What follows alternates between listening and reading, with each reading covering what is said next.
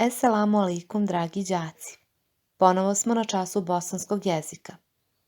Za današnji rad će vam biti potrebna čitanka, sveska za bosanski jezik i pribor za pisanje. Hajde još jednom da se prisjetimo šta je to bajka. Bajka je književno djelo u kojoj su događaji i doživljaji kao i ličnosti i pojave u prirodi izmišljeni. Glavni lik u bajci savladava nemoguće prepreke, a u tome mu često pomažu bića koje je svojom dobrotom i ljubavlju zadužio. Bajku dijelimo na narodnu i autorsku. Kod narodne bajke autor je nepoznat i ona pripada usmjenoj književnosti, a kod autorskih bajki znamo ko ih je napisao i ona pripada pisanoj književnosti. Mi ćemo danas raditi jednu bošnjačku narodnu bajku koja nosi naziv Đul Fatima. Poslušajte bajku. Đul Fatima. Đul Fatima je bila žena jednog islamskog vojskovođe. Kad god se njen muž borio s neprijateljima, ona se molila Allahu za njegovu sreću, da se živ i zdrav vrati iz rata. Jednom joj on ispriča o teškoj borbi koja mu predstoji, strahujući da će u njoj izgubiti život. Tada mu ona reče, ako mu dođe do kakve velike nevolje, da 3 puta izgovori njeno ime i puhne u ispruženu šaku. Tako je i bilo. Kada ih dušmani satjera na neku veliku vodu, na kojoj nije bilo mosta, ni brda, svi se nađoše u velikoj nevolji, šta će i kako će. Tada se vojskovođa sjeti riječi svoje vjerne žene Đul Fatime i uradi onako kako mu je savjetovala i gle čuda, pred njim se stvori velika i tvrda ćuprija kojom lahko i bez gubitka prijeđoše na drugu stranu. Kada posljednji njegovi ratnici prijeđoše preko ćuprije, ona se pretvori u prah i neprijatelj osta zapanjen od čuda, ne vjerujući svojim očima to što su svi vidjeli da se dogodilo. Kada se vojskovođa živ i zdrav vrati kući, jedva je čekao da se sastane sa svojom ženom Đul Fatimom i da je pita šta je i kako učinila, te se u najtežim trenutku stvorila pred njima ćupri kojom su prošli i spasili se od neprijatelja. Videći je kako se raduje što se zdravo i dobro povratio od doma, on ne sačeka ni da sjedne, ni da se odmori, već je upita kakvu čaroliju ona to zna da je stvorila ćupriju pred njima, baš u času kada je 3 puta izgovorio njeno ime i kada je puhnuo preko ispružene šake. Đul Fatima je govorila da to ne smije nikome reći. Pokušavala je da izbjegne tu priču i započinjala nove, raspitivala se i onome što nikada prije nije pitala, ali on nju je uporno vraćao da mu odgovori. Kako je načinila ćupriju pred njima i kakvu čarobnu moć posjeduje. Nikada mu reče da će istog časa umrijeti ako mu kaže, on nije prestajao da traži odgovor. Kada Đul Fatima na toliko njegovo navaljivanje nije htjela odgovoriti, on stade da zahtjeva i viče na nju, tražeći još upornije da mu kaže, ponavljajući da je sramota da jedna vjerna ljuba nešto tako krije od svog muža. Kad je Đul Fatima vidjela da joj nema druge, skide sa sebe svo ruho, na njenom tijelu su bili tragovi od konjskih kopita i stopala ratničkih nogu. Tog trenutka ona je izdisala, a njen muž se nađe u čudu, žaleći mnogo što je svojom krivicom izgubio takvu ženu. Nešto kasnije, misleći o Đul Fatimi, sve je više žalio.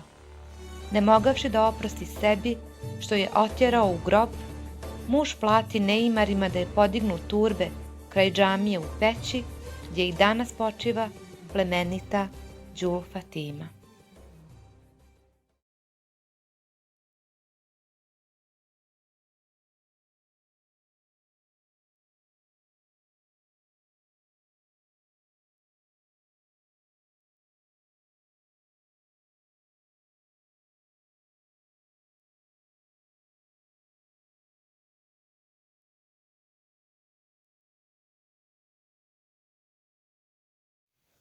U ovoj bajci postoje riječi za koje možda niste čuli. Poslušajte njihovo značenje. Dušmanin, neprijatelj. Ljuba, žena. Neimar, graditelj. Turbe, nadgrobna građevina ili spomenik. Ćuprija, most. Glavni likovi u ovoj bajci su Đul Fatima i Đul Fatimin muž, islamski vojskovođa. Đul Fatima je vjerna, poštena, odana, posjeduje nadprirodne moći. Đul Fatimin muž je poslušan, hrabar, uporan. Mjesto radnje, kuća u peći. U vašim sveskama napišite naslov bajke, zatim ćete napisati ko su likovi bajke i mjesto radnje. Sada ćemo analizirati bajku. Na koji način je žena štitila muža u borbi protiv neprijatelja? Đul Fatima je štitila svog muža od neprijatelja tako što je se molila Allahu za njega da se iz borbe vrati živ i zdrav. Šta je Đul Fatima savjetovala mužu prije teške borbe? Đul Fatima je svog muža savjetovala, ako dođe do neke nevolje, da 3 puta izgovori njeno ime i puhne u ispruženu šaku. Kako su vojskovođa i njegovi ratnici dospjeli u nevolju?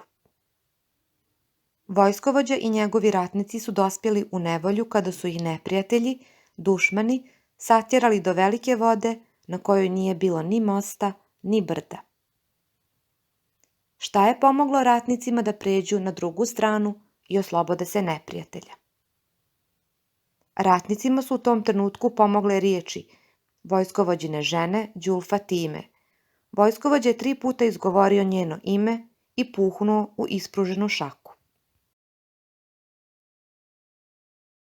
Šta se desilo nakon izgovorenih riječi? Nakon izgovorenih riječi, pred ratnicima se stvorio most koji im je omogućio da lahko pređu na drugu stranu.